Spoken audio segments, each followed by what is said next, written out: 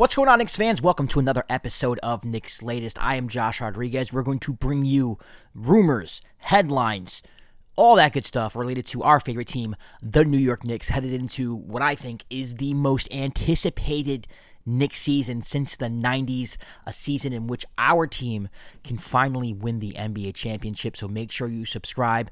Make sure you drop a comment about the content in the video. Like the video. I want to hear your opinion. I want to bring your opinion onto the show. As this show grows, as the subscriber count gets up, we'll be using your comments for content as well. So let's do that. Let's make it happen. Make sure you subscribe. Let's get into the Stefan Bondy report on the New York Post saying that the Knicks' top priority this offseason, or a priority of theirs, is extending Mikal Bridges. This is something that people have speculated that the Knicks maybe did not want to do, considering he has not received an extension yet. This is something that some people feel like they shouldn't do, considering he did not really mesh well with the team last year. If you remember last year, there were a lot of complaints about Mikal Bridges dying on screens and not being the defender that the Knicks fans and Knicks organization thought they were getting. He struggled to fit in offensively. He was very high, very low. Just a very up and down season for Mikal Bridges last year. But this report by Bonnie is saying that the front office is looking at Bridges as a long-term solution, as a key cog going forward in this Knicks future. And that's really not surprising, considering you gave up 5 first-round draft picks for the guy.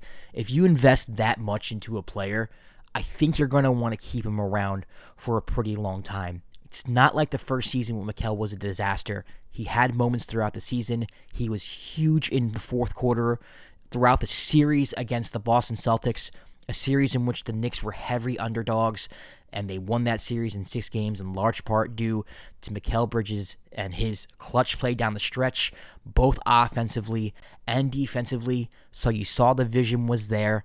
He is a main reason why, they were able to get rid of Dante DiVincenzo and Julius Randle, because the thought of, hey, if we have OG Anunoby and Mikal Bridges as our wing defenders, we can make this work. He's a huge part of the theory of this roster construction. You just can't let him go and bring in maybe a couple pieces or somebody else. There's not a lot of moves out there that really make sense for Mikal Bridges. We have seen the internet kind of toss around the idea of maybe we bring back Austin Reeves, who plays the same position, who can do a lot on the ball, a fantastic scorer, a good playmaker, but he's not the same defender that Mikal Bridges is. And the whole point of getting Mikal Bridges, for me, the most part, the number one reason was to have OG Anunoby and Mikal Bridges going against your wing, specifically Jason Tatum and Jaylen Brown. And I do think they want to keep that formula going, especially when you have to start and probably finish games with Karl-Anthony Towns and Jalen Brunson on the floor. You got to cover up for as much as you possibly can. Also, you got a new head coach here, Mike Brown, who he emphasizes more ball movement. I think Mikal's going to feel a little more comfortable in whatever offense they're running. I'm anxious to see what kind of offense Mike Brown implements into this system with this roster. A lot of last year's offense was really just give the ball to Jalen, get out the way. Same thing when he was hot. Not saying Tibbs didn't run any off-the-ball movement or any actions. He did. There were times where the Knicks did do that, but a lot of it was for Brunson. Cat and Brunson didn't really have too much of a two-man game going, especially there at the end. Once teams figured out that you can put the big on Josh Hart and put a smaller guy on Karl-Anthony Towns, and Knicks and Tibbs weren't really able to adjust after having a historic start to the season offensively. And that pretty much, I wouldn't say led to their downfall. I think defense led to their downfall, but it was, a reason why I think Tibbs is gone. Now you bring in Mike Brown. You have someone in Mikal Bridges who has been a number one option in Brooklyn. He has had successful offensive seasons in Phoenix as a catch-and-shoot guy, as someone who was a third or fourth option. This is not new to him. But he has to touch the basketball. He has to get going early. And I think the Knicks front office pretty much knows that.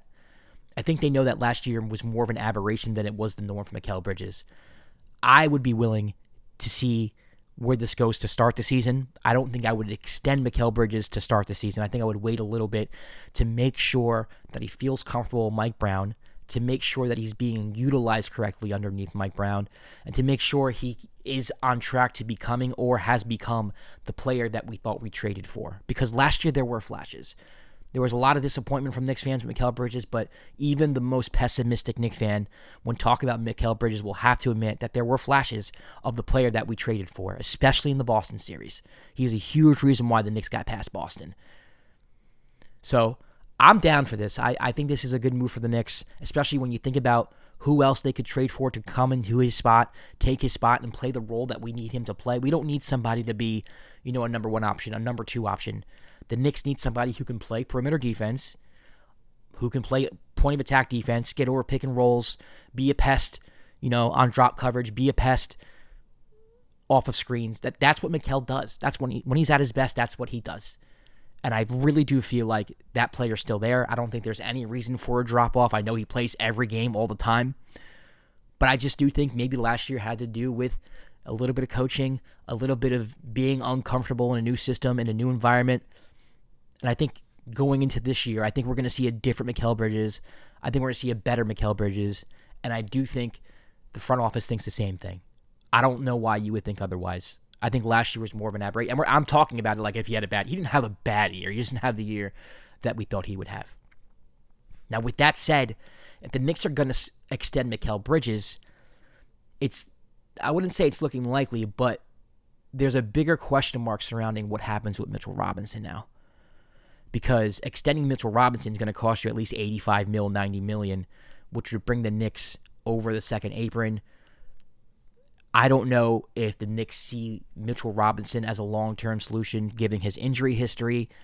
I think it's pretty hard to gauge the market with him as well. He is a defensive beast, somebody who can guard the perimeter as a big guy, somebody I feel comfortable switching on the perimeter for a big guy, protects the rim, but an absolute zero on the offensive end, let's just be honest.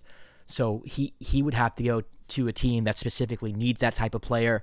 If you give him up, then you're really giving up your best defender on the team, which changes the whole DNA of the team as well. So the Knicks have a lot of decisions here to make. If they make the Mikal Bridges extension decision, what do we do with Mitch? I love Mitch. Mitch is the longest tenured Knick. He's somebody who has been here through the bad times of the franchise, which was not too long ago. A fan favorite. In the playoffs, he comes through huge. He's always had good moments in the playoffs, whether it was dominating the Cavs or going toe-to-toe with Joel Embiid. He's somebody who I think is very valuable to this team. He's somebody who you can argue should be in the starting lineup because of his defensive impact. I don't know what the Knicks do from here. Maybe they do eat, the luxury tax on the second apron. Who knows? But the Knicks do have a decision to make with Mitchell Robinson if they sign Mikal Bridges, and I don't know if that decision is going to be to keep him around. Now, what's out there on the market right now? Not really sure. I don't think they go into the season extending either one of them. I think they're going to see what plays out here, what Mike Brown's offense looks like, what the defense looks like, who is more valuable to keep. I think they're probably going to lean more towards Bridges just because they traded for him. They spent all these picks on him. They invested in him. Where as far as Mitch is concerned, you can make the case that, hey, he has injury history. We got this many years out of him. We can find a big guy to protect the rim. Someone like a Mitchell Robinson, I wouldn't say he's less valuable, but I do think you can find some type of comparison or player that's close to him out there in the market. You have someone like Huck Porty on the bench, who I think is a better offensive player and will be a better offensive player than Mitch Robinson. Nowhere near the defensive player, but the same build, same height. If he evolves, if he becomes, respected defensively, can protect the rim without fouling, yeah, you might give up a little bit on the defensive end, but his offense could make up for it. So there are other options out there aside from Mitch, but they are going to have to make a decision about Mitchell Robinson, especially if they extend Mikal Bridges. It's looking like they're keeping this core together. There was a report earlier that there's a 40% chance that the Knicks are going to make a trade to shake up the core. That core being Karl-Anthony Towns, Josh Hart, Mikal Bridges, and OG Anunoby. Right now, it doesn't look like it's going to happen. I know last year, right before training camp, weeks before the season starts, you trade Julius Randle and Dante DiVincenzo for Karl-Anthony Towns. I don't think you're going to see that again. I think the Knicks are very content with their roster. I think they needed a change, and that change was Tom Thibodeau being outed for Mike Brown. I think they are going to go into this season knowing that we were 2 games away from going to the NBA Finals, And maybe we just need to switch things up a little bit. Just a small tweak. We don't need to blow everything up. So I think they're going to the season thinking that way. And to me, that's the right thing to think. You are 2 games from the NBA Finals. You reached the Eastern Conference Finals for the first time since the year 2000. Why would you blow everything up? I think this is a smart thing to do.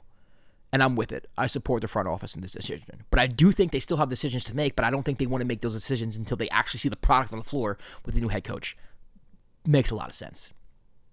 Before we get out of here, there was a report on, it was Daily Knicks, that the Knicks are interested in Chris Boucher. They were interested over him in the deadline, during the trade deadline last year. I don't know if y'all remember that, or 2 years ago. It was either last year or 2 years ago. Chris Boucher's name came up. He was on the Toronto Raptors. He is tall, he is thin, he is lanky, but he can shoot the three. He's somebody who can play the power forward position, center position, if you want to go small, and he can shoot the three. He can spread the floor. He has an offensive game for a big guy, and if you want to keep somebody on the floor to extend the floor when Karl-Anthony Towns is on the bench, I think this is a good option. You know, he had some up and down moments with Toronto. He started sometimes, and then sometimes he wasn't in the rotation. Just never was able to get it down pat consistently. Also has his injury problems as well. But we're talking about vet minimum fringe rotation guy here. I think he would be great. If you watch this channel, you know that I want somebody who can spread the floor and shoot the basketball and defend a bit. Chris Boucher can do that, although he has been inconsistent in his play throughout his career. Again, we're talking 11th man, 12th man, 13th man on the team. Somebody who can come in an emergency situation, and I think Chris is somebody who can do that. We don't have to rely on him every night. We don't have to count on him every night to do certain things. But hey, if we need somebody to stretch the floor, you know, if we're in a game right now where Mike Brown feels like, hey, I don't know if I want to go big with Mitchell Robinson, like we need, you know, to spread the floor a bit, maybe go small, maybe, you know, get some 3 balls in there from Chris Boucher can do that. So I'm for it. You know, the Knicks have always been interested in him. He's always been somebody who had a high ceiling. He had great potential. Toronto was very high on him. Like I said before, he started for a little bit, not this year, but in years past. He had his opportunity. Maybe he just needs a new, you know, city, new scenery. Who knows? But I'd be down for this. I don't think this is bad at all. All right, listen. Let me know what you think in the comments. Let me know if you think the Knicks should extend Mikal Bridges, if you think the Knicks should extend Mitchell Robinson, if you think the Knicks should extend both. Would you be down for Chris Boucher? Who do you want the Knicks giving a vet minimum to? Why is it taking so long? Let me know what you think in the comments. Give the video a like. Subscribe. We'll be back tomorrow with another episode of Knicks Latest. Peace.